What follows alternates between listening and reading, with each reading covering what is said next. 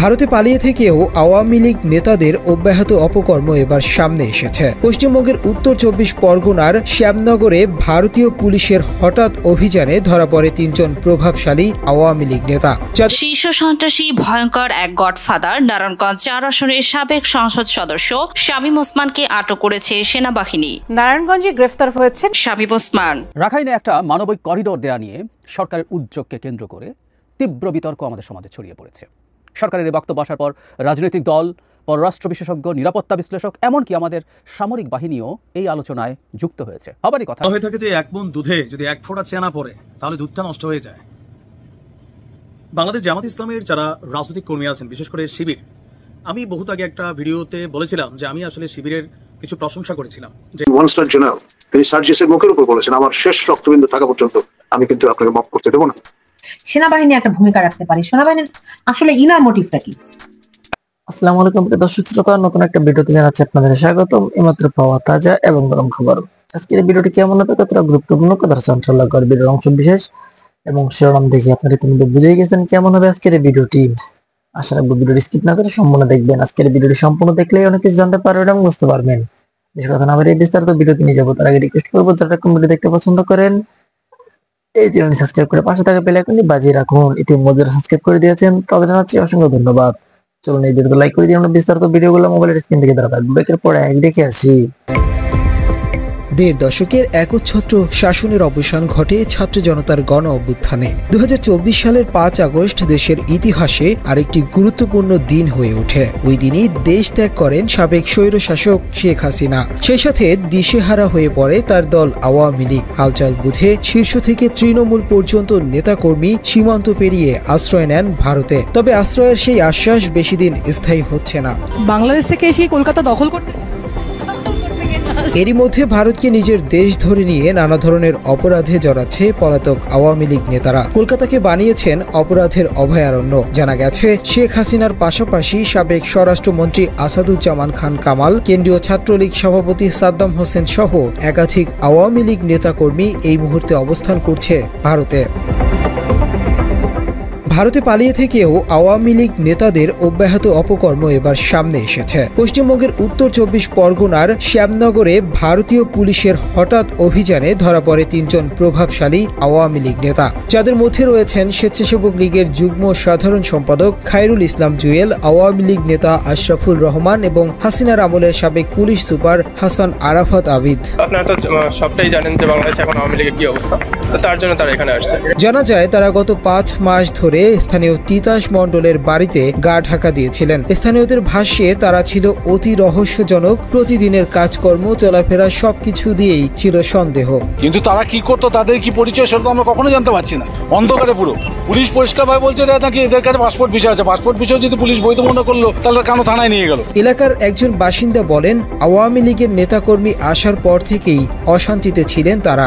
দরজা জানালা বন্ধ করা থাকতো। এরপর স্থানীয়দের জানালে তাদের আটক করা হয়। নাশকতা চোখ করতে পারে, যখন তখন তারা নাশকতা করতে পারে। এই সন্দেহ অবকাশের মধ্যে আমরা আছি। আমরা অস্তিত্বের মধ্যে বসবাস করছি। মাত্র ৩০% টাকায় জমির মালিক হয়ে নতুন বাংলাদেশের গড়ে তোলার স্বপ্ন দেখা বাংলা বসতি। আটকের আগেও তারা মাদকাসক্তি ও অসামাজিক কাজে জড়িত ছিল। ভারতীয় পুলিশ এই ৩ জনকে জিজ্ঞাসাবাদের পর আপাতত ছেড়ে দিয়েছে, তবে নজরদারিতে রাখা হয়েছে তাদের। পশ্চিমবঙ্গ, ত্রিপুরা, আসাম, মেঘালয় সহ সীমান্তবর্তী রাজ্যগুলোয় চলছে ধরপাকড়। লক্ষাধিক আওয়ামী নেতাকর্মী যারা ভারতকে নিরাপদ ভেবেছিলেন, তারাও এখন চরম অনিশ্চয়তার মুখে তাদের অপকর্মের কারণে। অন্তর্বর্তীকালীন সরকারের নির্দেশে আওয়ামী লীগের সকল রাজনৈতিক কার্যক্রম বর্তমানে নিষিদ্ধ। এতে দেশমুখ হওয়া তো দূরের কথা, পালানোতেই ব্যস্ত এখন দলটির শীর্ষ নেতারা। ভারতেও জায়গা সংকুচিত হচ্ছে। দেশটির আইন শৃঙ্খলা রক্ষাকারী বাহিনী আগস্ট মাস থেকে বিশেষ অভিযান চালিয়ে বাংলাদেশিদের অবৈধভাবে পুশব্যাক করবে বলে জানা গেছে। এখন পর্যন্ত আওয়ামী লীগের অনেকে গ্রেপ্তার এড়ালেও সময় গড়ানোর সাথে সাথে এই খড়গ তাদের ওপরই নেমে আসবে বলে ধারণা করা হচ্ছে। গুঞ্জন আছে সাবেক মন্ত্রী ওবায়দুল কাদের, এ আরাফাত, আসাদুজ্জামান খান কামাল, ছাত্রলীগ সভাপতি সাদ্দাম হোসেন, সাধারণ সম্পাদক ইনান সহ দলের একাধিক কেন্দ্রীয় নেতা ইতোমধ্যে নিরাপদ আশ্রয়ের খোঁজে ভারত ত্যাগের প্রস্তুতি নিচ্ছেন। এদের মধ্যে কেউ কেউ ইউরোপ বা আমেরিকায় পাড়ি জমিয়েছেন বলে খবর ছড়িয়েছে। তারা চাইলেও বাংলাদেশে ফিরতে পারবে না। এর মধ্যে বন্ধু দেশ ভারত তাদের থেকে মুখ ফিরিয়ে নেয়, পালানোর রাস্তাও খুঁজে পাচ্ছে না আওয়ামী লীগ নেতারা। এ যেন নিজেদের অপকর্মের পরিণতির প্রতিচ্ছবি। আমাদের অন্য কোনো দলকে দমন করার জন্য পুলিশের দরকার নেই। নারায়ণগঞ্জে আমরা একলাই যথেষ্ট, আওয়ামী লীগ যথেষ্ট। আমি এসপি সাহেবকে প্রতিনিধি বলছি, I don't need the police supports. রাত্রেবেলা ডাকলে এখন 2 লাখ লোক বাড়ি করতে আমার 1 ঘন্টা সময় লাগে, ওই ক্যাপাসিটি আমার আছে। আমি 79 সালে জিয়াউর রহমান আটকা রাখা লোক আমরা। আওয়ামী লীগ সরকার ক্ষমতায় থাকা অবস্থায় নারায়ণগঞ্জে একচ্ছত্র আধিপত্য বিস্তার করেছিলেন নারায়ণগঞ্জ 4 আসনের সাবেক সংসদ সদস্য শামীম ওসমান।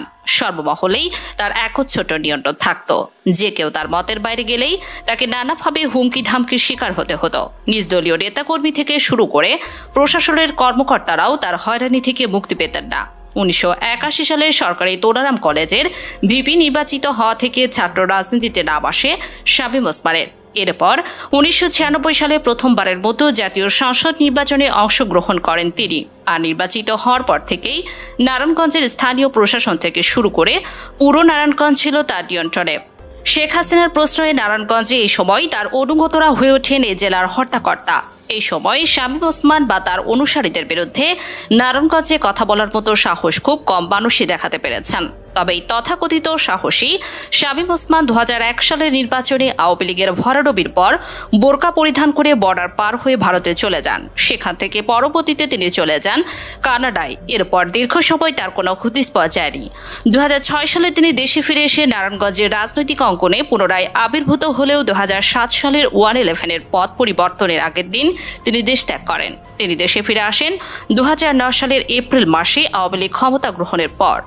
আপনারা খেলবেন আমাদের সাথে, খেলতে চান, কবে খেলবেন বলেন, আমরাও খেলতে চাই। 2011 সালে নারায়ণগঞ্জে মেয়র নির্বাচনে তিনি প্রতিদ্বন্দ্বিতা করেন, কিন্তু ততদিনে মাঠের নতুন খেলোয়াড় হিসেবে আবির্ভূত হন সেলিনা হায়াত আইভী।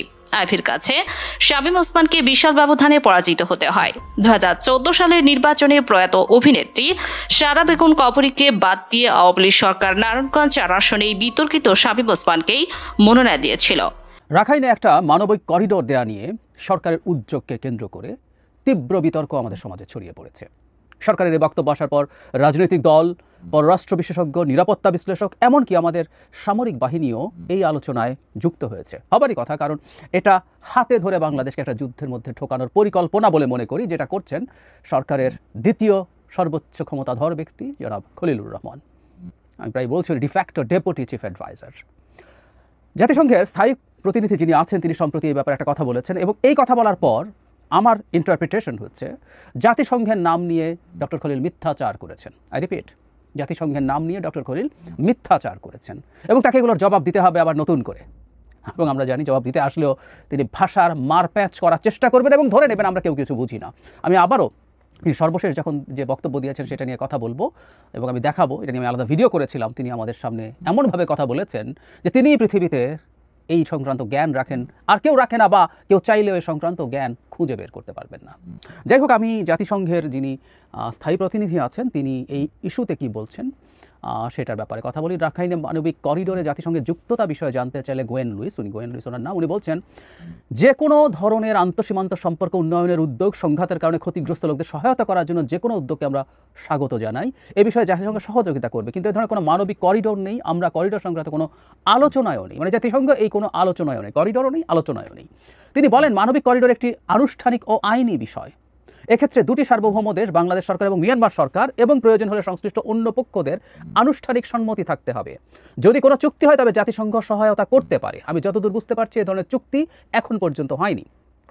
গোয়েন লুইস বলেন এটি মানে করিডোর দুই সরকারের বিষয়, এটি প্রতিষ্ঠিত হলে জাতিসংঘ সহায়তা করতে পারে, রাখাইনে প্রবেশ করা দূর হয় ইত্যাদি ইত্যাদি। তারপর ওনারা ঠিকমতো এখন পারছেন না করতে, এটা হলে ভালো হবে। তার মানে ব্যাপারটা হচ্ছে, গোয়েন লুইস বলছেন এটা জাস্ট দুটো সার্বভৌম দেশ আগে সিদ্ধান্ত নিতে হবে এবং প্রয়োজনীয় অন্য পক্ষ। আমি যদি এটাকে ক্ল্যারিফাই করি, যেমন বাংলাদেশ এবং মিয়ানমার সরকার রাজি হলেই আসলে হবে না, কারণ আমরা জানি এর মধ্যে রাখাইন প্রভিন্স আসলে ডিফ্যাক্টো আরাকান আর্মির নিয়ন্ত্রণে আছে। যেহেতু আরাকান আর্মির নিয়ন্ত্রণে আছে, সেখানে আরাকান আর্মিরও এক ধরনের সমর্থন, সমঝোতা, তার সম্মতি এগুলো লাগবে। যদি সব হয় তাহলে জাতিসংঘ এখানে তার সাপোর্ট দেবে বলে বলছেন। আচ্ছা, ডক্টর খলিল তার সর্বশেষ যে ব্রিফিং ছিল সেই ব্রিফিংয়ে কি বলছেন আমি একটু পড়ি। মানবিক করিডোর ইস্যু নিয়ে উনি বলছেন, হুবহু তাকে কোট করছি, তারা রাখাইনের জন্য করিডোর নিয়ে কোনো কথাই বলেননি। তার মতে করিডোর হচ্ছে জরুরি সময়ে দুর্যোগপূর্ণ জায়গা থেকে মানুষকে সরিয়ে নেওয়ার ব্যবস্থা, কিন্তু এখানে কাউকে সরানো হচ্ছে না, এটা মিথ্যা কথা। আমি আসছি, করিডোর নিয়ে কথা বলিনি, বলবো না। আরাকানের যে অবস্থা তাতে করিডোরের প্রয়োজনীয়তা নেই। যে প্রয়োজন আছে তাহলে ত্রাণ পৌঁছে দেয়া। আমাদের ধারণা কাজটি করতে পারলে সেখানকার পরিস্থিতি স্থিতিশীল হবে, তাহলে আমরা প্রত্যাবাসনের কথা বলতে পারবো, তিনি বলছেন। যেহেতু এই জায়গাটা পড়ে, যেহেতু জাতিসংঘের যে কার্যক্রম রাখাইনে চলছে সেটা চলা সম্ভব না, যুদ্ধাবস্থার কারণে মানবিক সহায়তা রাখাইনে নেওয়া যাচ্ছে না, সে কারণে জাতিসংঘ মহাসচিব জানতে চেয়েছেন এক্ষেত্রে বাংলাদেশ সাহায্য করতে পারেনি। উনি কিন্তু জাতিসংঘের রেফারেন্স দিচ্ছেন, আমরা সেটা বিবেচনা করছি। জাতিসংঘের তরফ থেকে আরাকান আর্মিকে জানানো হয়েছে সহযোগিতা বিতরণে কোনো প্রতিবন্ধকতা তৈরি করা যাবে না, কাউকে বঞ্চিত করা যাবে না, যুদ্ধের কাজে ব্যবহার করা যাবে না। তার মানে খেয়াল করছি আমরা, জাতিসংঘের প্রস্তাবেই ডক্টর খলিল বলছেন, তার ভাষ্য মতে তারা বিবেচনা করছেন, এবং তার কথা মতে এটা আসলে করিডোর না। কারণ করিডোর হচ্ছে মানে একটা যুদ্ধপীড়িত এলাকা থেকে লোকজনকে সরিয়ে নিয়ে আসা। বলছিলাম এটা মিথ্যাচার। আমার এই ভিডিওটা যে কেউ একটু দেখে নিতে পারেন, ওখানে আমি বিস্তারিত ধরে দেখিয়েছি, সংজ্ঞা ধরে ধরে দেখিয়েছি। করিডোর মানে হচ্ছে একটা ডিমিলিটারাইজ জোন, যেটার মধ্য দিয়ে একটা কনফ্লিক্টের জোন থেকে লোকজনকে সরিয়ে আনা হয়। এটা ঠিক আছে, এটা ভুল না। উনি যেটা বলেছেন এটা একটা অংশ। তার মানে রাখাইনের সাথে করিডোর করে আমরা এটাও করতে পারতাম যে ওখানে যুদ্ধের মধ্যে যে বেসামরিক লোক আটকা পড়েছে তাদেরকে বাংলাদেশে নিয়ে আসলাম। করিডোর মানে এটাও সেই ডিমিলিটারাইজ জোনের মধ্য দিয়ে মানবিক সাহায্য, খাদ্য, চিকিৎসার সামগ্রী, জ্বালানি এগুলো পাঠানো। সো ওটাও করিডোর। আবারও সেদিনও কিন্তু তিনি এই একই মিথ্যাচার করেছেন। করিডোরের কথা তার ভাষ্য মতে, উনি এটাকে হিউম্যানিটেরিয়ান প্যাসেজ, চ্যানেল যাই বলুক না কেন, এটাও একটা করিডোরই। কিন্তু তিনি বলছেন এটা জাতিসংঘের উদ্যোগে হয়েছে, তারা চেয়েছে, তারা চাইছে, তারা এর মধ্যে আছে। অথচ গোয়েন লুইস বলছেন তারা এটা চাইছেন না। এখন জাতিসংঘের আবাসিক প্রতিনিধি যখন স্পষ্টভাবে বলছেন যে এটা তিনি চাইছেন না, এটা তারা চাইছেন না, এখন সরকার এবং বিশেষত ডক্টর খলিলকে ক্লিয়ার করতে হবে তিনি জাতিসংঘ মহাসচিবের নাম কেন ব্যবহার করছেন, যে এটা জাতিসংঘ চাইছে। একই রকম ব্যাপার এই জিনিসটা আমরা মনে করি যদি, তাহলে এটা দাঁড়াবে যে তিনি আসলে জাতিসংঘের নাম বিক্রি করে তিনি এরকম একটা পরিস্থিতি তৈরি করতে চাইছেন। এই কথাগুলো আমরা খুব ক্লিয়ারলি বলতে চাই। একটা জিনিস প্রথম থেকেই হয়েছে, সেটা হলো এই করিডোর নিয়ে অস্পষ্টতা তৈরির চেষ্টা হচ্ছে, ধূম্রজাল তৈরির চেষ্টা হচ্ছে। আমরা যদি টাইম লাইনগুলো হিসাব করি, প্রথম পররাষ্ট্র উপদেষ্টা যখন বলেছেন যে এরকম একটা প্রস্তাবে বাংলাদেশ নীতিগতভাবে সমর্থন করে এবং কিছু শর্ত যদি মিলে যায় তাহলে এটাই যাবে। তারপর প্রেস সচিব আসলেন, তিনি এসে বাংলাদেশ সেসব করবে না, লজিস্টিক সাপোর্ট দেবেন, মানে আবারও সে একই তৃতীয় শ্রেণীর ভাষার মারপ্যাঁচ। এরপর ডক্টর খলিল আসলেন, এসে এই ইয়েটা করলেন, এবং সেটা না, এর মধ্যে তিনি অনেকগুলো ভয়ঙ্কর কথা বলেছিলেন। আমার ওই ভিডিওতে বিস্তারিতভাবে আছে, আপনারা দেখে নেবেন যারা দেখেননি। তিনি স্পষ্টভাবে বলছেন যে আরাকান আর্মির সাথে তিনি সম্পর্ক রাখবেন, তা আমরা একটা স্বাধীন সার্বভৌম দেশ, আমার পাশে যে আসে তার সাথে সম্পর্ক রাখবই, কে কী ভাবলো তাতে কিছু আসে যায় না। তিনি জানিয়েছিলেন এপ্রিল মাসে আরাকান আর্মির সাথে দহরম মহরম নিয়ে মিয়ানমারের যে জান্তা সরকার, তারা সরকারকে প্রতিবাদ জানিয়েছে। আর আমরা তো এখনও মিয়ানমারের জান্তা সরকারকে মিয়ানমারের কার্যকর সরকার বলে মানছি, তাহলে আমরা আরাকান আর্মির সাথে সব কীভাবে করবো? শুধু সেটা না, আমি স্মরণ করিয়ে দেই, তিনি এটা বলছেন আরাকানে যে নতুন অথরিটি তৈরি হচ্ছে তাতে রোহিঙ্গাদেরকে সদস্য করার চাপ বাংলাদেশ দিচ্ছে, শর্তযুক্ত করছে। মানে আরাকানে কর্তৃপক্ষ নয়, এটা যদি একটা সরকারের মতো হয়, একটা নন স্টেট অ্যাক্টর, একটা স্বাধীন দেশে একটা সরকার তৈরি করছে, সেখানে বাংলাদেশ ইনভলভড হচ্ছে। আগুন নিয়ে খেলছেন কিন্তু ডক্টর খলিল, আগুন নিয়ে খেলছেন, কিন্তু খেলছেন।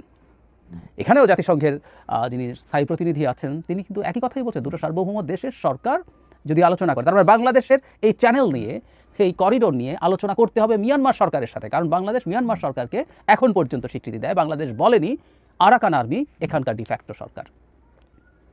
আরাকানের সাথে আলোচনা করা যাবে, এমনকি জাতিসংঘের প্রতিনিধি যা বলেছেন ট্রু, যে দুই সরকার একমত হলেও আরাকান আর্মি যদি এখানে একমত না হয় তাহলে সেটা করা যাবে না, তাকেও একমত হতে হবে, তাকেও অ্যাগ্রি করতে হবে।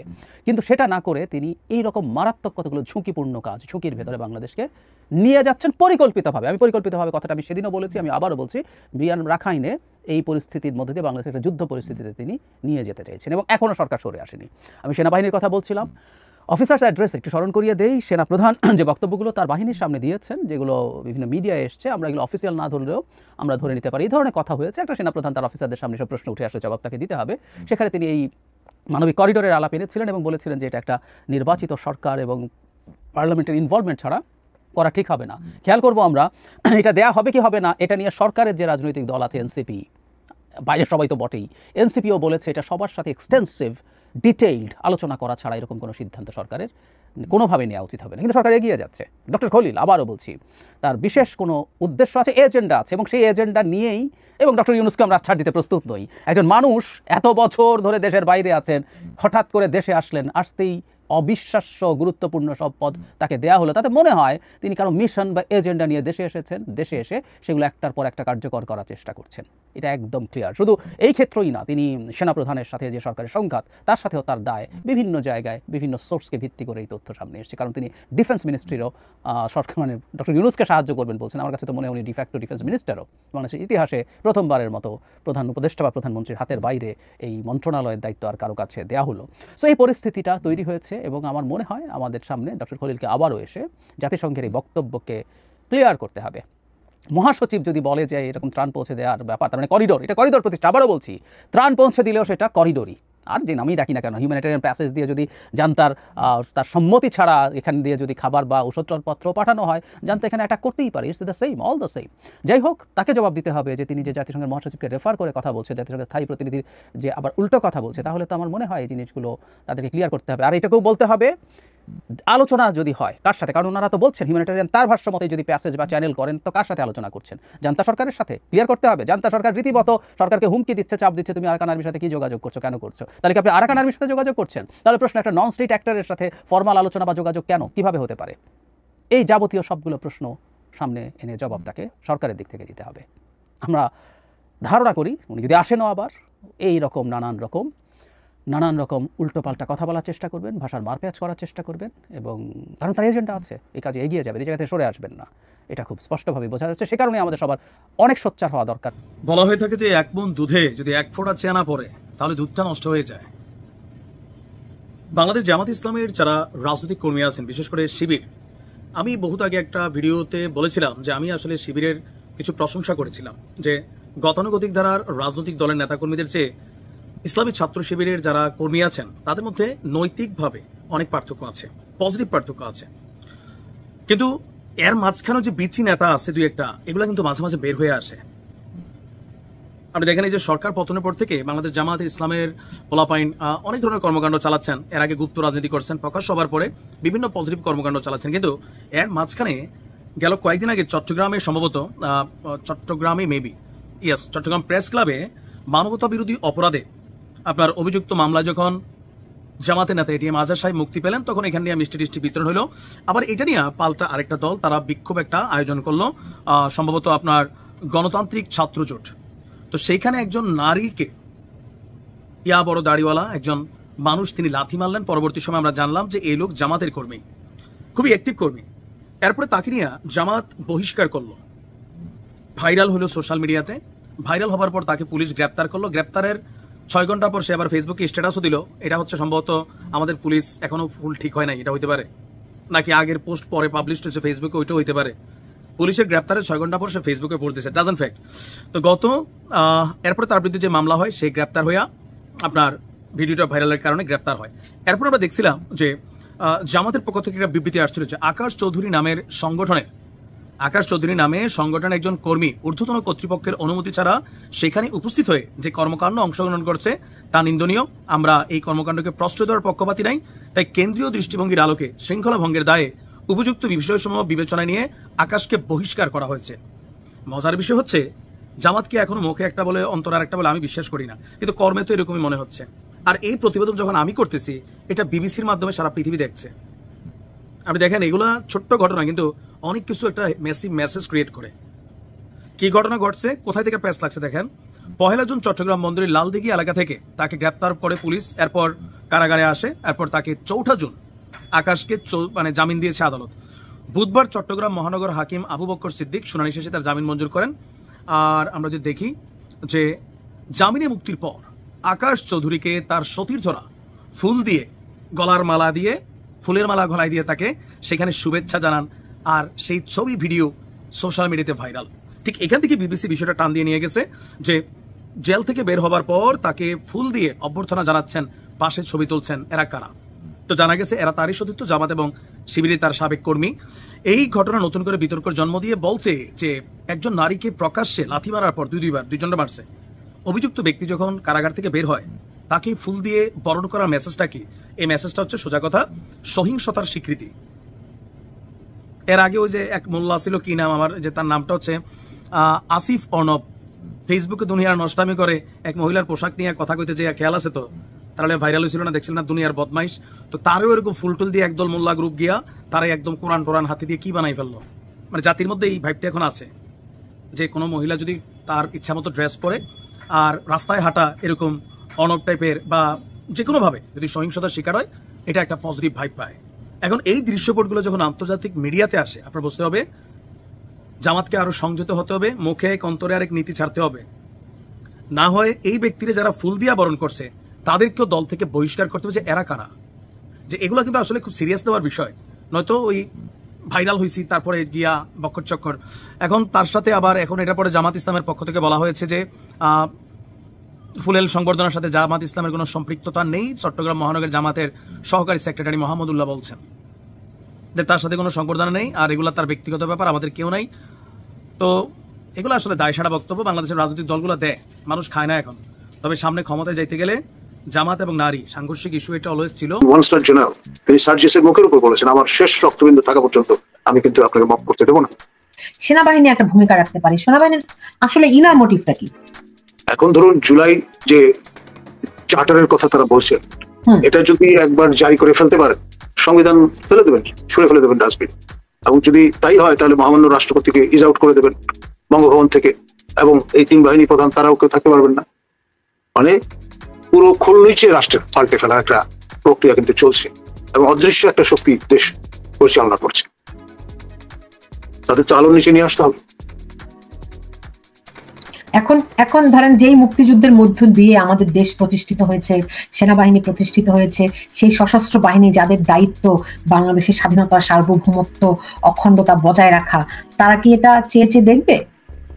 তারা যে দেখবেন না সে হুঙ্কার তো তারা ইতিমধ্যে দিয়ে দিয়েছেন। আপনার রংপুরে একজন ওয়ান স্টার জেনারেল তিনি সার্জিসের মুখের উপর বলেছেন, আমার শেষ রক্তবিন্দু থাকা পর্যন্ত আমি কিন্তু আপনাকে মাফ করতে দেবো না। একেবারে মুখোমুখি, সামনাসামনি, পেছনে না। কিন্তু তারা তো জুলাই ঘোষণার প্রস্তুতি নিচ্ছে।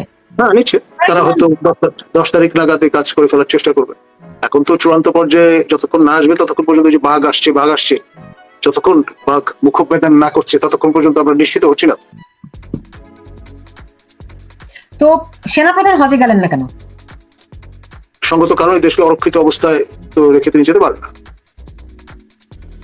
আপনার অ্যাজ পার মিলিটারি প্রটোকল 1 নম্বরে সেনা, 2 নম্বরে নৌ, 3 নম্বরে বিমান, সেই জন্য 3 নম্বরে যিনি আছেন তাকেই পাঠানো হয়েছে বা যেতে দেওয়া হয়েছে বা বলা হয়েছে। যা 3 জন একসঙ্গে হজ করতে যাওয়ার প্রিপারেশন নিলেন কিভাবে?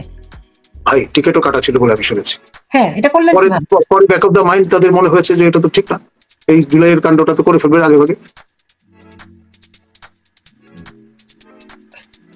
ওকে, তো তারা থাকায় কি আপনার মনে হয় জুলাই কাণ্ড তারা করবে না? অ্যাটলিস্ট মানে অন দ্য গ্রাউন্ড তারা তো আছে ডিগিং পজিশনে। মানে ব্যারিস্টার ফুয়াদ যেভাবে বলে দিয়েছেন যে সেনা নিবাস উড়িয়ে দেবেন, বলা সহজ, আপনি চেষ্টা করেন না আপনার এই সেনানিবাসে ঢুকতে। আমার পরিষ্কার খেয়াল আছে আপনার জল বসিদুদ্দিন চৌধুরী তখন সেনাপ্রধান। প্রিয় দেশবাসী, শুরু থেকে শেষ পর্যন্ত যারা এই ভিডিওটি দেখেছেন সকলকে জানাই অসংখ্য অসংখ্য ধন্যবাদ। যারা এরকম নিউজ ভিডিওতে পেতে পছন্দ করেন তারা অবশ্যই এই চ্যানেলটি সাবস্ক্রাইব করে পাশে থাকা বেল আইকনটি বাজিয়ে দিবেন। যারা এখনও এই ভিডিওটি শেয়ার করেননি, এই ভিডিওটি দ্রুত শেয়ার করে সকলকে দেখার সুযোগ করে দিন। আজকের মতন এই পর্যন্ত, দেখা হচ্ছে পরবর্তী কোনো ভিডিও নিয়ে ইনশাল্লাহ।